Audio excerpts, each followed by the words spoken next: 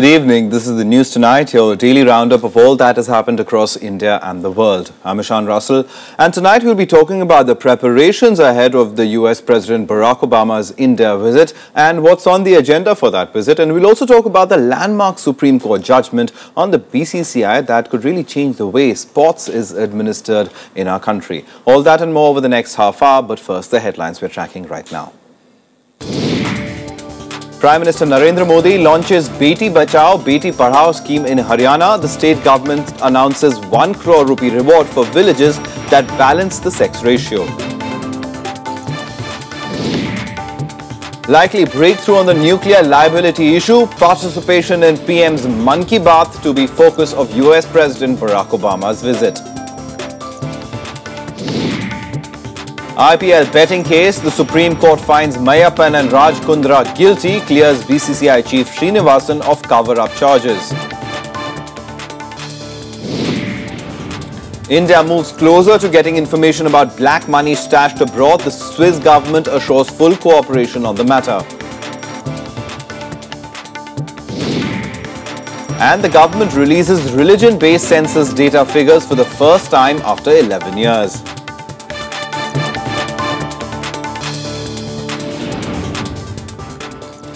At a top story, braving a non-stop rains and chilly winds, a large number of people turned up for the launch of the Beti Bachao, Beti Padhao scheme in Panipat and Haryana.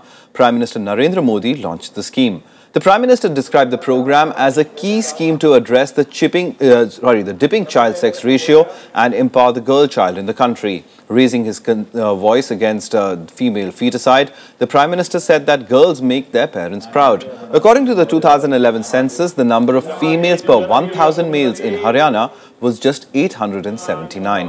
Union Ministers Menaka Gandhi, Smriti Irani, Ravi Shankar Prasad, Inderjeet Singh, JP Nadda and Haryana Chief Minister Manohar Lal Khattar were also present at the launch.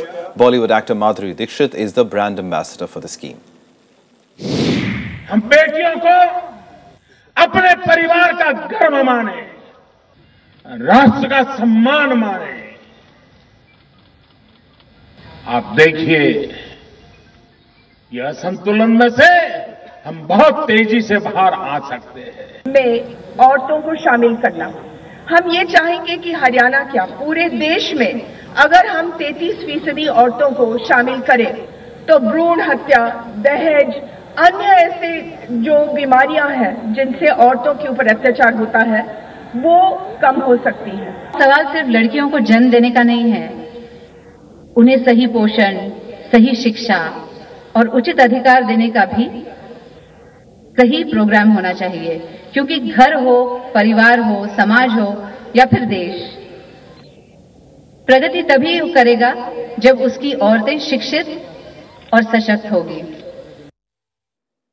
For the first time in 11 years, the government is releasing religion-based census data. The last it was done was in 2004, which was a record of figures till 2001.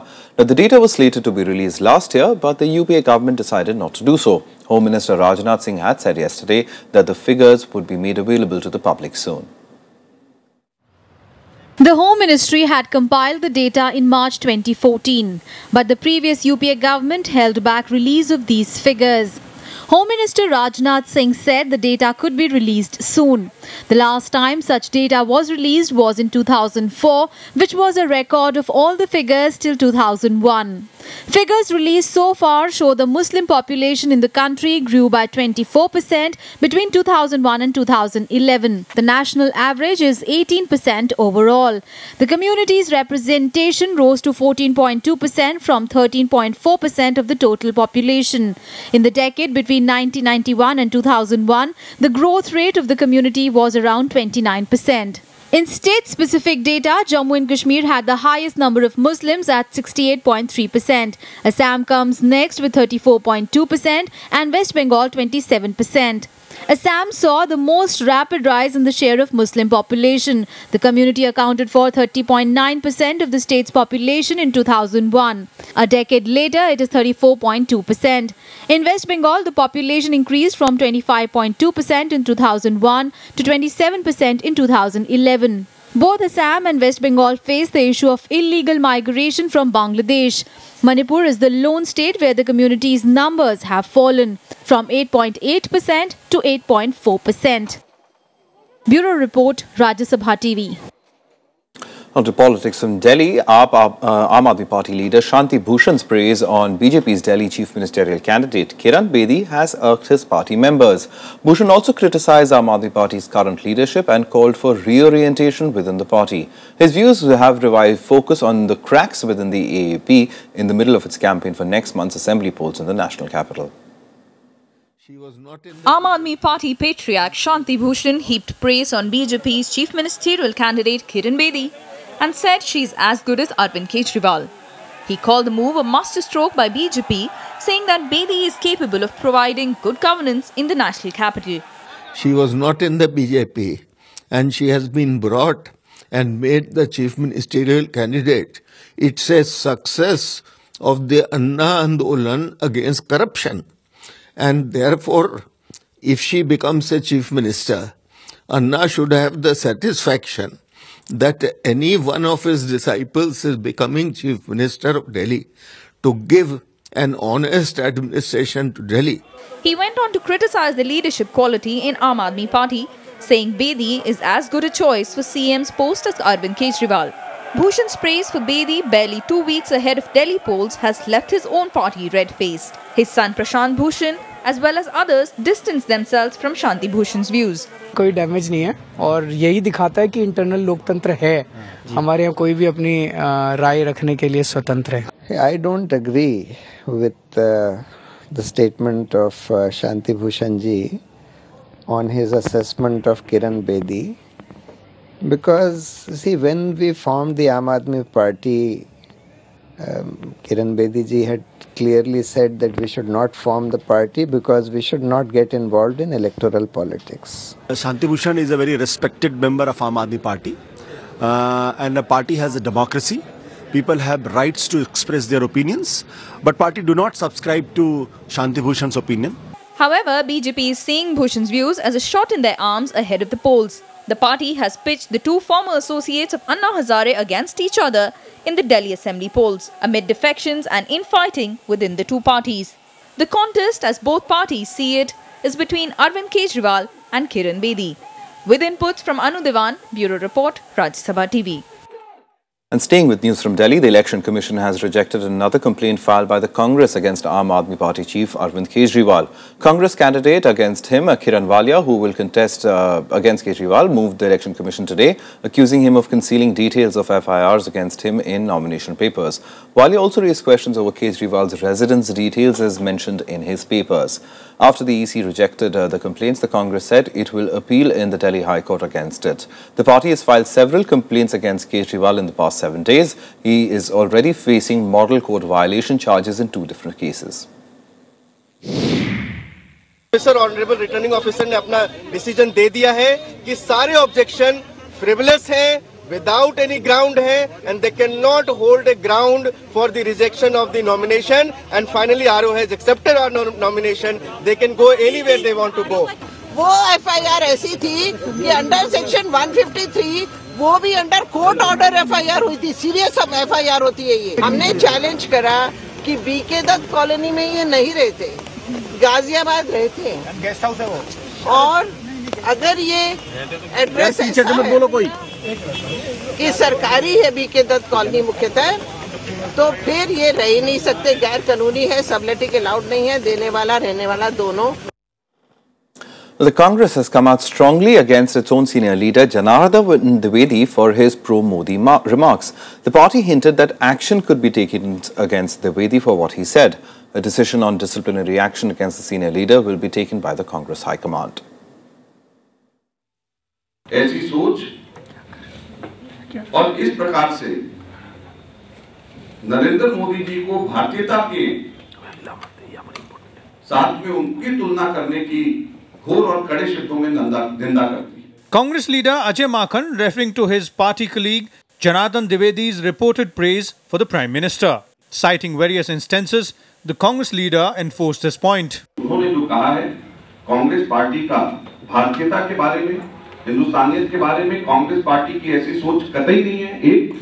और दूसरा, नरेंद्र मोदी जी के बारे में कभी भी Congress party की ऐसी सोच नहीं है जो उन्होंने कहा है। उनके खिलाफ अनुशासन की कार्रवाई के बारे में शीर्ष नेतृत्व बहुत जल्द इसके बारे में फैसला करेगा और आपको हम बहुत जल्द बताएंगे। Soon after Makan's press conference, Janardhan Dwivedi clarified his reported statement. He insisted that he had not praised Narendra Modi and had just made a statement analyzing the election results. किसने कहा है कि मोदी भारतीयता के प्रतीक हैं? ये मेरे शब्द नहीं हैं। अपनी अपनी नियत टटोले लोग कि क्यों इस तरह का प्रचार कर रहे हैं।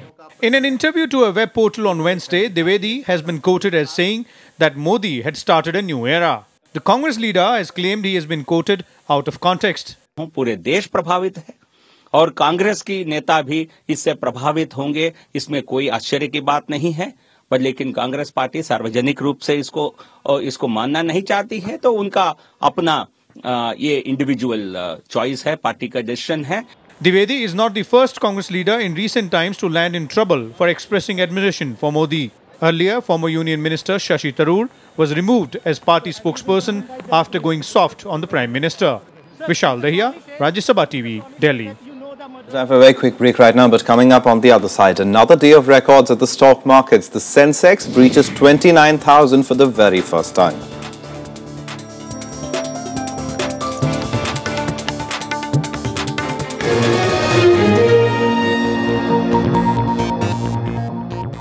Welcome back here with the news tonight.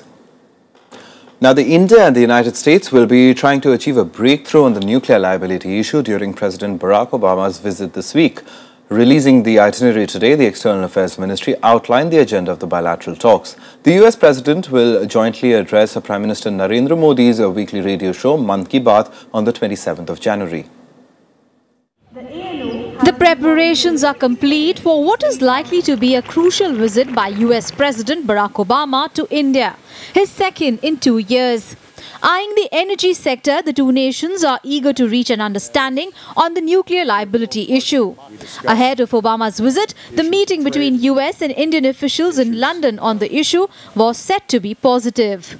This is the third time that the contact group that was set up by Prime Minister and President Obama is meeting in the last 4 months.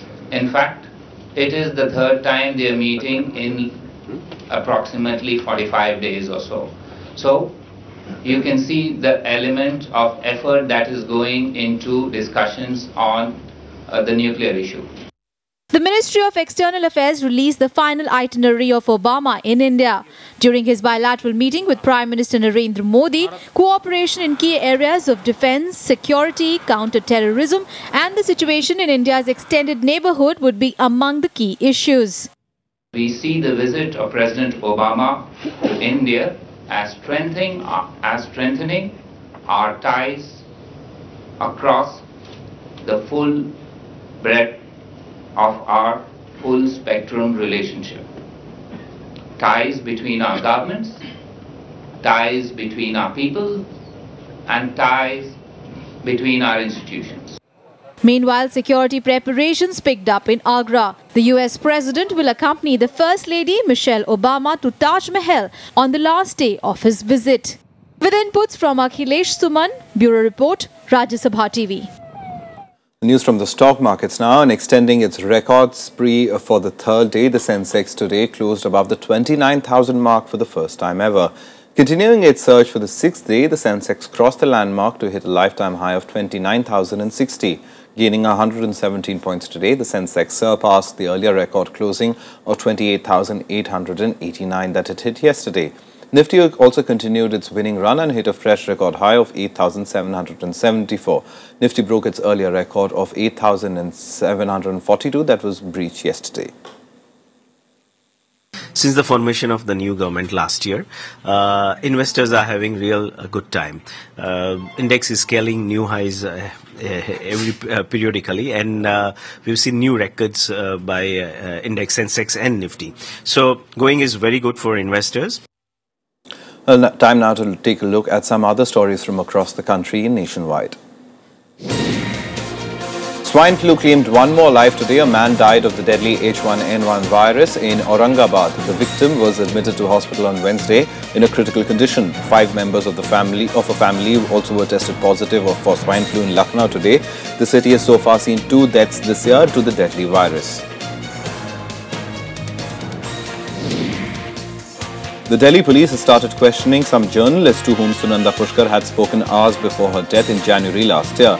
Delhi Police Commissioner B.S. Basi said that the police is trying to find out whether she had mentioned about the IPL controversy or her husband Shashi Tharoor's alleged relations with a Pakistani journalist. Tharoor is also likely to be quizzed again. Former Telecom Minister Dayanidhi Maran has hit out at the CBI after the arrest of 3 people, including his close aide, in illegal telephone exchange case. Maran has accused the CBI of trying to frame him and trying to please the RSS. He also claimed that the CBI was torturing and forcing the arrested men to give statements against him. Fresh snowfall in the Kashmir Valley has led to the closure of the Srinagar-Jammu National Highway. According to the state authorities, the highway has been closed for all types of vehicles since early this morning. The suspension has stranded hundreds of vehicles at various points on the highway.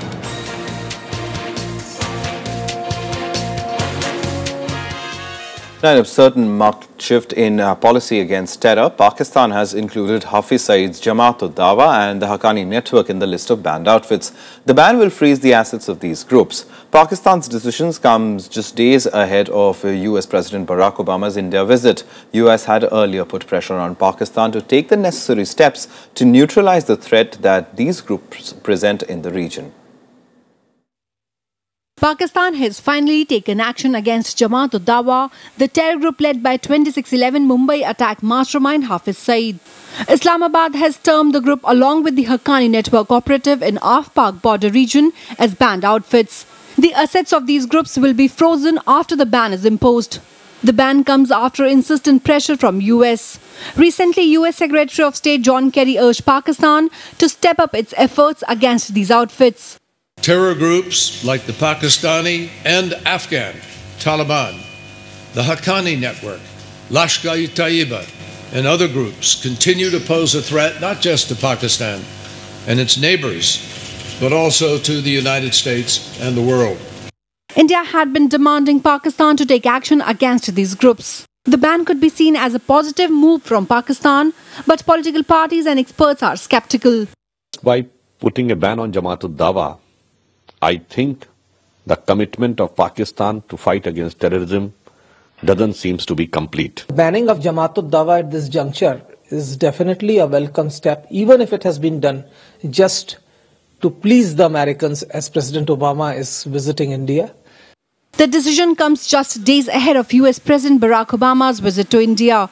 Prominent among some of the other groups banned are Harkat-ul-Jihad Islami and Harkat-ul-Mujahideen. Most of these groups operate out of Pakistan-occupied Kashmir and the northwest frontier region in Pakistan. Bureau Report, Rajya Sabha TV. Now, there could be some progress on attaining further information on black money stashed abroad by Indian individuals that have been in fact stashed in Swiss banks. The Swiss government has assured full cooperation to India on the issue.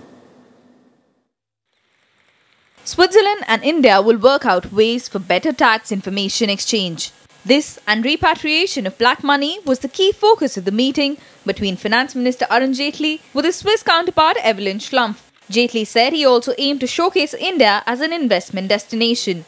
Meanwhile, against the backdrop of general economic gloom, world and business leaders arrived for the second day of discussions. The European Central Bank said it was preparing to buy government bonds to assist recovery. Generally, globally, economies are beginning to recover. Yes, there's been some downgrading in prospective growth rates, but growth rates are still improving, led by the US, which is showing strong, robust growth across the markets. So there's lots of demand from corporates for space across all of the sectors. There's lots of equity looking to invest in real estate because with interest rates in bonds at 1% and 2%, real estate looks attractive. Chinese Premier Li Keqiang said his country was committed to pushing ahead with reforms in key areas despite its economy facing downward pressure in 2015. He said China will seek to improve quality of growth to ensure appropriate expansion. 更重要的是，结构性改革迈出重要的步伐。不可否认，2015年中国经济仍面临较大下行压力。 Lee also met Ukrainian President Petro Poroshenko on the sidelines of the Davos Forum. Beijing is calling for a political settlement of the Ukraine crisis. He said they will continue to play an active and constructive role in such efforts. Hours ahead of the meeting, Poroshenko called on Moscow to withdraw the 9,000 troops on its soil. He said Russia must comply with the peace plan agreed in Minsk. But Moscow has said talks are possible only if Ukrainian forces pull back heavy artillery from the front line. Bureau Report, Rajya TV. Well, let's now get you more international news and updates in Global Buzz. Indonesian divers on Thursday retrieved 6 more bodies from waters around the sunken fuselage of the AirAsia jetliner that crashed last month. Divers struggled against strong currents to enter the aircraft's main section, which is sitting at the bottom of the Java Sea, 98 feet below the surface.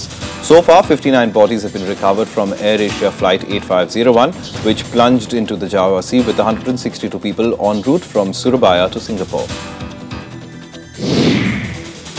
13 people were killed in shelling at a bus stop in the rebel-held city of Donetsk in Ukraine. The rebels blamed the Ukrainian forces for the shelling, while Ukrainian Foreign Minister called it a terrorist attack, calling on Moscow to stop the terrorists. Fighting between the Ukrainian army and the Russia-backed separatists has intensified in and around Donetsk. However, Ukraine's defense ministry said its troops have withdrawn from the main terminal of the Donetsk airport. The former head of Sri Lanka's armed forces has been reinstated as an army general by the country's new government. A statement on the Presidential Secretariat's official website read that former army commander Sarath Fonseca has been fully pardoned by President Maithripala Sirisena. In 2010, Fonseca was sentenced by a military court to 30 months in jail and denied his political rights for irregular procurements during his time in charge of the army. The US and Cuba held highest-level talks on restoring diplomatic relations in the Cuban capital of Havana. This comes after contentious issues on immigration accentuated the difficulties in overcoming hostilities of the first day. The 2 days of talks are in part of a thaw in relations between the two rivals, announced last month by US President Barack Obama and his Cuban counterpart Raul Castro. The head of Germany's anti-immigration movement stepped down after a photo showing him dressed as Adolf Hitler emerged online. Lutz Bachmann was pictured on his Facebook page sporting a toothbrush moustache with hair combed straight into a side parting to resemble the Nazi leader. Dresden police said they are investigating whether there are sufficient grounds to prosecute Bachmann.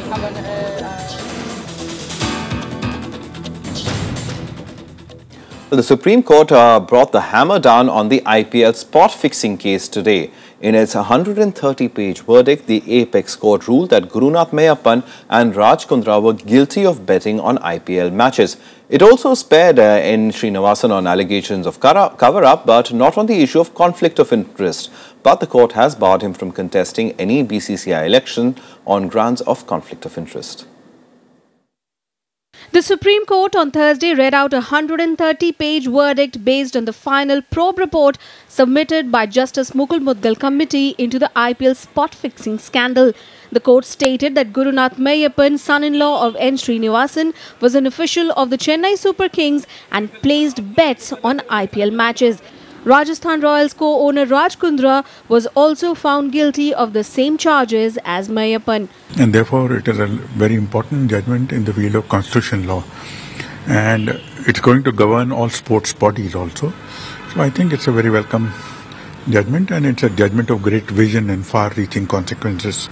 Even as the court did not find Srinivasan guilty of cover-up, it ruled that there was a conflict of interest by virtue of his owning the Chennai Super Kings and also being a BCCI official. Srinivasan had amended the BCCI constitution to facilitate his ownership of an IPL franchise. That amendment has been struck down by the court. But the court made a strong observation against him, saying there was high probability that he was involved in corruption, even though there was no evidence for the same. Cover up में श्रीनिवासन को clean chit दिया, इससे मुझे कुछ लेना देना भी नहीं है, क्योंकि कवर अप में क्लीन चिट दिया है, लेकिन वो प्रोटेक्शन कर रहे थे अपने दामाद का, इसमें कोर्ट ने इनको पकड़ा है. Essentially asking Srinivasan to choose between the BCCI and CSK, the court barred him from contesting any BCCI election. He can contest only if he distances himself from CSK and disowns the franchise. The court has asked for the board to hold presidential elections in 6 weeks. A 3-member committee led by former Chief Justice R.S. Lodha will decide the quantum of punishment for Mayappan and Kundra and the fate of the franchisees they are associated with. Bureau Report, Rajya Sabha TV. On to tennis now, where both men's and women's top seeds had an easy outing on day 4 of the Australian Open. Novak Djokovic and Serena Williams proceeded to the next round, but for the Indians in the fray today, it was a day of mixed results. Mahesh Bhupathi and his partner lost their first round match of the men's doubles, even as Rohan Bopanna started with a win.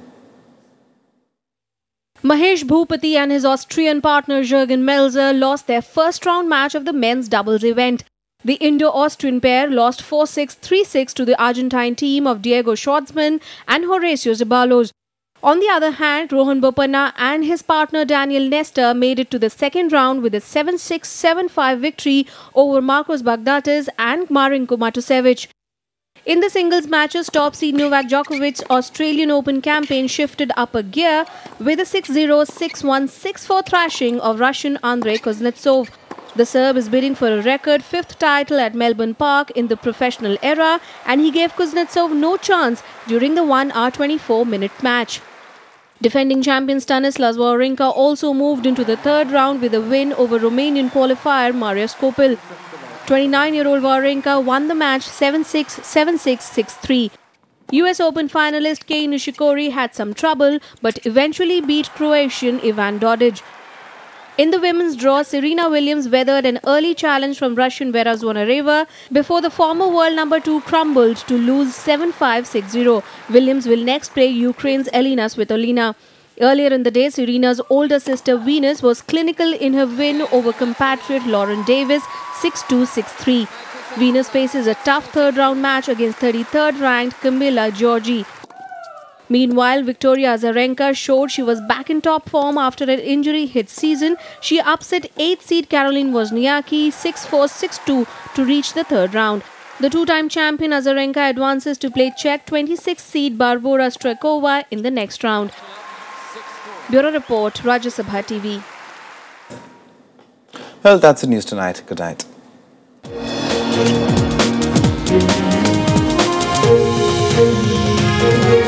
Thank you.